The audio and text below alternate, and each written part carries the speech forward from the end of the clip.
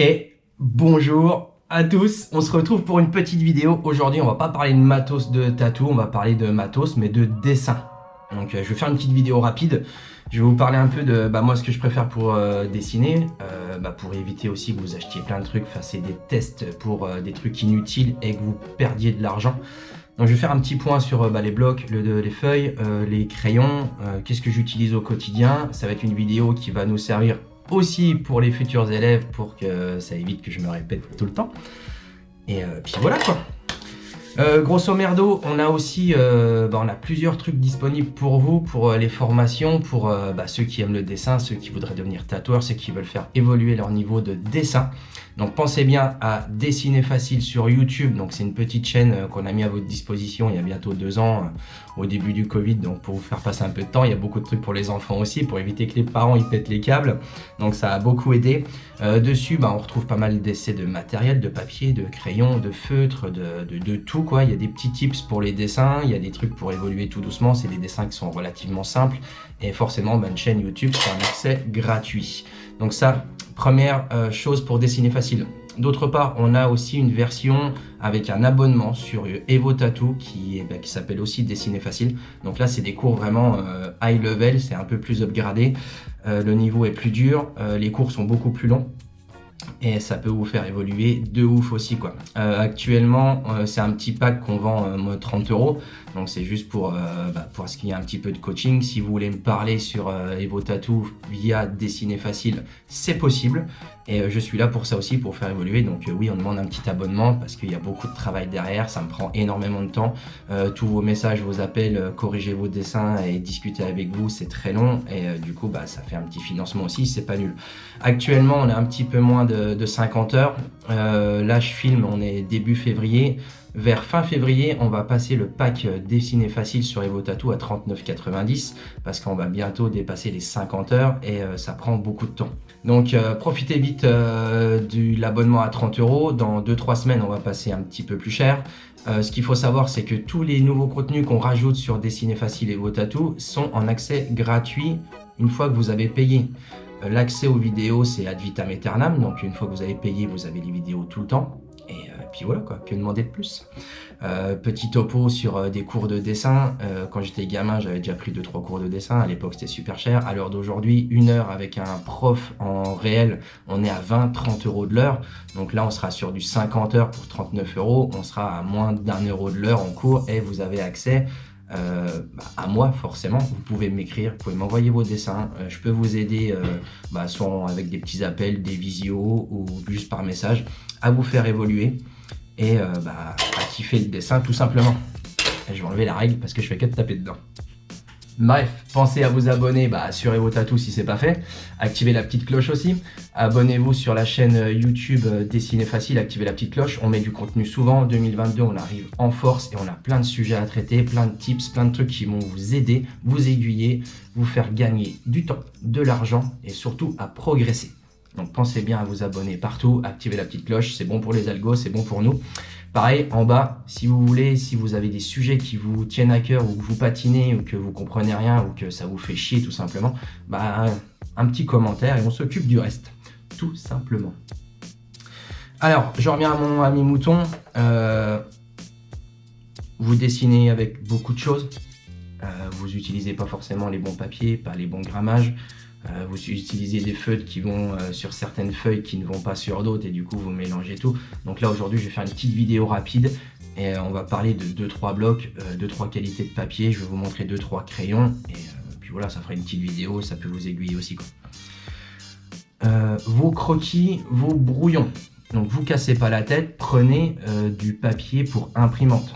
Imprimante, par contre, pensez bien à un truc, il y a jet d'encre et il y a laser. Laser, le papier est un peu plus glacé. Jet d'encre, le papier est un petit peu plus moelleux et moins glacé en surface. Donc, sur la qualité jet d'encre, vos crayons, ils tiennent bien mieux que sur le laser.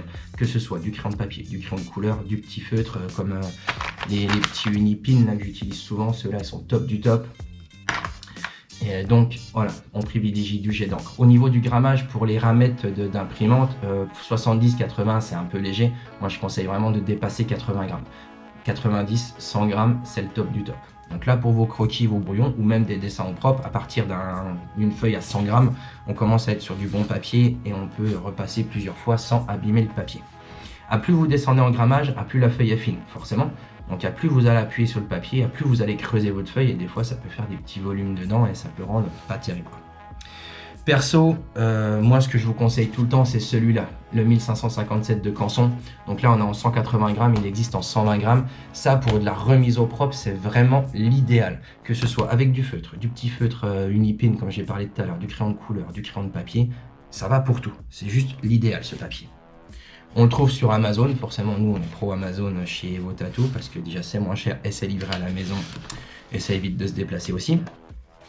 Pensez bien aussi à utiliser un papier qui est relativement lisse. Si vous prenez du canson à grains par exemple, il y aura du grain dessus, donc forcément vos remplissages ils seront pas lisses et ça sera pas correct. Il y en a un autre que j'aime bien, c'est celui-là, illustration, là, 250 grammes, donc là on est vraiment sur de la Rolls, et pareil, il y a tout qui va dessus, il y a même de l'aquarelle, on peut même peindre un petit peu dessus, c'est du papier super épais, super lisse, et ça va super bien. Donc voilà, petit topo papier rapide. Donc ça c'est pareil, c'est des vidéos que vous pouvez retrouver sur Dessiner Facile YouTube. Donc, je prends beaucoup plus de temps, là je scinde le truc, parce que voilà, on est sur Evo Tattoo, et c'est juste pour vous donner 2-3 tips, basta quoi. Pareil, le 1557, il existe en A3 et ça c'est cool pour les gros dessins. Pareil pour tout ce qui est dessin, moi j'utilise beaucoup le Polychromos. Donc ça c'est pareil, Polychromos de chez Faber-Castell, c'est la Rolls pour moi. J'en ai utilisé des centaines de tous les grammages différents, grammages. Le grain au niveau de la mine. Ce qu'il faut penser le Polychromos, c'est que les mines elles sont collées. Donc même si vous faites tomber par terre, ça tient le choc quoi.